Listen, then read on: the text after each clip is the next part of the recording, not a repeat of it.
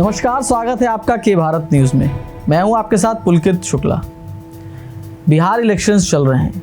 Bihar elections में कल वित्त मंत्री निर्मला सीतारमण ने एक मैनिफेस्टो जारी किया भारतीय जनता पार्टी की तरफ से, जिसमें उन्होंने नारा दिया कि भाजपा है तो भरोसा है।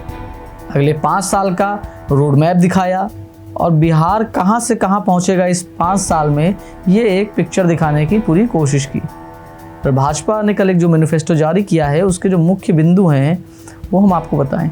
उन्होंने कहा कि भारतीय जनता पार्टी की अगर सरकार बनती है बिहार में, तो वो बिहार को आईटी हब बनाएंगे और अगले 5 साल में 5 लाख नए आईटी सेक्टर के जॉब्स सृजित करेंगे बिहार में। इसके अलावा उन्होंने कहा कि अगर कोरोना की वैक्सीन बनेगी, जो कि लेवल 4 पर है, ऑलरेडी अपने 4थे चरण पर है, तो बिहारियों को वो मुफ्त में मिलेगी और सबसे पहले बिहार में ही वितरित की जाएगी।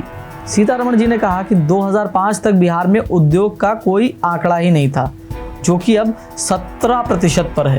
इसके अलावा उन्होंने अपने संबोधन में ये भी बताया कि 2005 तक जहां केवल 34% पक्के मकान थे, वहीं अब 94% पक्के मकान हैं बिहारियों के पास में। उन्होंने अपने संबोधन में बताया कि भारतीय जनता पार्टी ने निःशुल्क गैस सिलेंडर वितरित किए, गरीबों का अकाउंट खुलवाया और कोरोना काल में 1500 रुपये की आर्थिक सहायता दी। बहुत सारे अन्य वादे भी किए गए हैं इस मैनिफेस्टो में, जैसे कि 1 करोड़ महिलाओं को आर्थिक सहायता मिलेगी, 3 लाख शिक्षकों की नियुक्ति होगी, फसल पर एमएसपी के हिसाब से भुगतान किया जाएगा और उच्च शिक्षा हिंदी में दी जाएगी। मुझे समझ में नहीं आता है कि हर बार मैनिफेस्टो में ये वादा क्यों होता है कि फसल की एमएसपी मिलेगी। ये लगभग हर पार्टी के मैनिफेस्टो में होता है और लगभग हर पार्टी की सरकार एक ना एक बार प्रदेश में आ चुकी होती है। ऐसे में किसानों की ये समस्या वाकई में बहुत गंभीर है। इस पर सभी पार्टियों को मिलजुल कर विचार करना चाहिए। वहीं भाजपा के इस मैनिफेस्टो को कांग्रेस ने बताया है झूठ का पुलिंदा। उन्होंने कहा है कि ऐसा कुछ भी नहीं होने वाला है और भाजपा से सवाल भी किया है। उन्होंने कहा है कि बिहार को स्पेशल स्टेटस आप कब दोगे, जरा बताइए। जेडीयू ने भी ट्वीट करके तेजस्वी पर करारा प्रहार किया है। ट्वीट के में जेडीयू ने ये कहा है कि आप जब भी तेजस्वी यादव से मिलिए, उनसे ये ज़रूर पूछिए कि वो मंगरुआ की ज़मीन कब वापस करेंगे।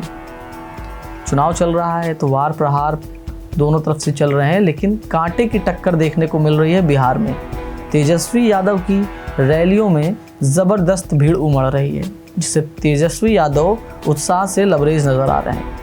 ऐसे में नीतीश कुमार चिंता में हैं कि क्या होगा।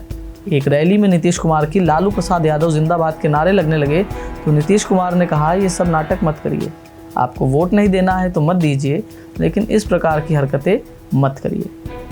लालू प्रसाद यादव ने भी ट्वीट किया है। उन्होंने ट्वीट कर केंद्र सरकार को आड़े हाथों लिया है। लालू यादव ने कहा है कि नोट बंद किया, फिर बालू बंद किया, फिर बिना सोचे समझे देश को बंद किया, रोजी रोटी कारखानों को बंद किया, छोटे व्यापारियों का गला घोंट दिया, गरीब मजदूर किसानों का दिहाड़ी बंद कर दिया।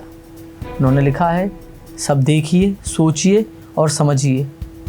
तगड़ा प्रहार किया है लालू प्रसाद यादव ने ट्वीट करके भारतीय जनता पार्टी की केंद्र सरकार पर। चिराग पासवान ने अमित शाह को जन्मदिन की बधाई दी है। चिराग पासवान ने एक ट्वीट करते हुए लिखा है कि अमित शाह सर, हमारे अभिभावक, आपको जन्मदिन की बधाई।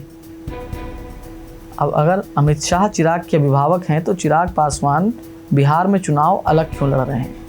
वो भाजपा के साथ क्यों नहीं है? और अगर भाजपा के साथ हैं तो फिर जेडीयू के खिलाफ क्यों हैं? इस तरह के तमाम मसले बिहार की राजनीति में जोरों पर हैं। तमाम दल अपनी सियासी आजमाइश कर रहे हैं इस बिहार के चुनाव में, जिसने इस बिहार के समर को बहुत ही दिलचस्प बना दिया है। अब ये तो आने वाला वक्त ही बताएगा कि बिहार का बादशाह कौन होता है, लेकिन ये चुनाव बहुत दिलचस्प बना हुआ है। चुनाव पर सभी बड़ी अपडेट्स के लिए हम लगातार अपनी नज़र बनाए हुए हैं। आपको बता दें कि बिहार चुनाव के साथ ही साथ उत्तर प्रदेश में भी उपचुनाव हो रहे हैं। 8 रिक्त सीटों में से 7 के ऊपर 3 नवंबर को मतदान होना है। इसमें भारतीय जनता पार्टी ने अपनी पूरी ताकत झोंक दी है चुनाव में और जनसभाओं के माध्यम से वो गली गली अपना प्रचार बढ़ा रही है। लगातार हर विधानसभा सीट पर भारतीय जनता पार्टी जनसभाएं कर रही है। इसी क्रम में कल बांगरमऊ विधानसभा सीट पर प्रदेश अध्यक्ष स्वतंत्र देव सिंह ने प्रचार किया, जहां उन्होंने ब्रजेश पाठक के साथ मिलकर कार्यकर्ताओं को चुनाव जीतने के टिप्स दिए। इसी क्रम में स्वतंत्र देव सिंह गुरुवार को भी 3 रैलियां करेंगे। पहली रैली नौगवां सादात में प्रत्याशी संगीता चौहान के लिए होगी। दूसरी रैली बुलंदशहर में उषा सिरोही के लिए करेंगे और तीसरी रैली टुंडला में प्रत्याशी प्रेमपाल सिंह धनगर के लिए करेंगे। भारतीय जनता पार्टी के लिए साख का प्रश्न है ये चुनाव, क्योंकि 7 में से 6 सीटें भारतीय जनता पार्टी के पास थी। ऐसे में अगर वो कुछ भी सीटें इसमें से हारती है तो एक तगड़ा झटका होगा 2022 चुनाव से पहले, और भाजपा ये झटका झेलने को तैयार नहीं है, क्योंकि लगातार बिगड़ती कानून व्यवस्था पहले से ही आफत बनी हुई है। वहीं मुनव्वर राणा की बेटी उरुसा राणा कांग्रेस में शामिल हुई। उनको कांग्रेस का महिला विंग का प्रदेश उपाध्यक्ष नियुक्त किया गया है। आपको बता दें कि मुनव्वर राणा और उनकी बेटी लगातार CAA और NRC का विरोध करते रहे और उत्तर प्रदेश में लगातार अपनी आवाज़ मुखर करते रहे। इससे पहले भी केंद्र सरकार के विरोध में मुनव्वर राणा अपनी अवार्ड वापसी का ऐलान कर चुके हैं।